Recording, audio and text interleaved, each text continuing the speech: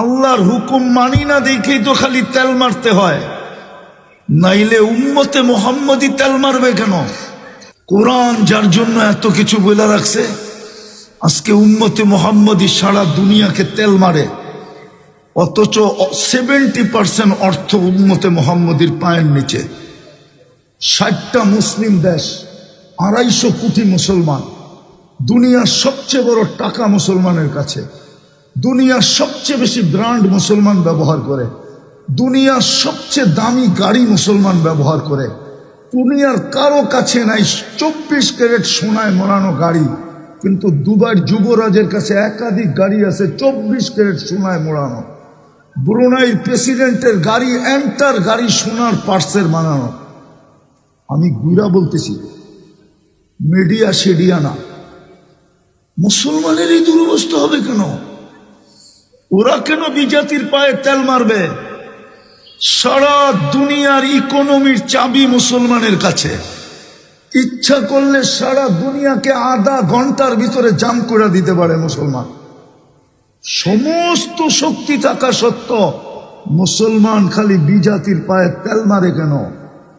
আল্লাহর হুকুম মানে না, এই জন্যই তেল মারে। আল্লাহর ওয়াদা আছে, লা উসাল্লিতান্না আলাইকুম। আমি হাদিসের শব্দ দিতেছি, টঙ্গিতে বসা দিতেছি। টঙ্গীর উলামা বাংলাদেশের ভিতরে সবচেয়ে ফেমাস। লা উসাল্লিতান্না আলাইকুম, আল্লাহ বলে তোদের উপরে আমি চাপায়া দিব, চাপায়া। তারকুসু কামা ইয়ারকুসুল ওয়াহশিয়্যু ফিল বাররিয়া, জঙ্গলে চতুষ্পদ প্রাণীগুলা যেরকম ছুটতে থাকে, সবকিছু থাকা সত্ত্বেও তোরা খালি তেল মারতে থাকবি, তেল।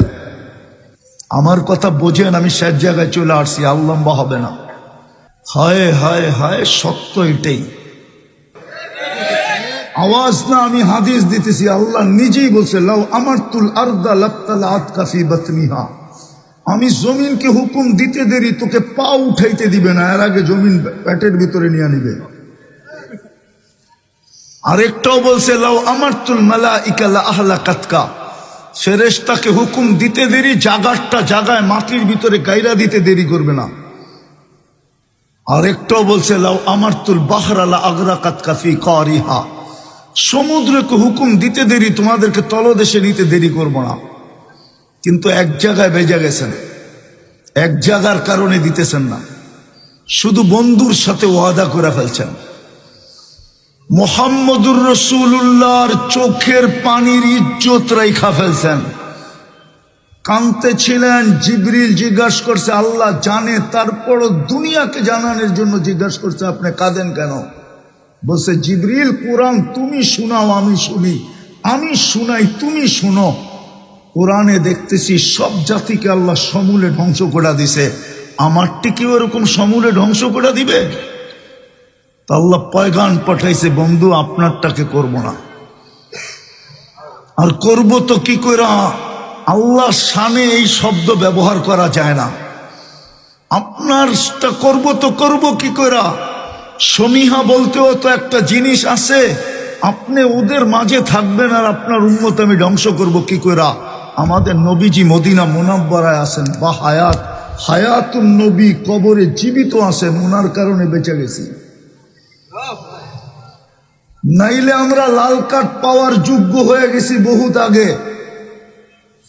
আমার কথা ভালো মতে বোঝেন, 24 ঘন্টা আল্লাহটা ভোগ করি। শুধু পানির মতো দামে অক্সিজেনের বিল দিতে হইলে 16,500 টাকা ডেলি বিল দিতে হতো। এই শ্রমিক পেশার মানুষগুলাকে জিজ্ঞাসা করি, কয় টাকা বেতন পান?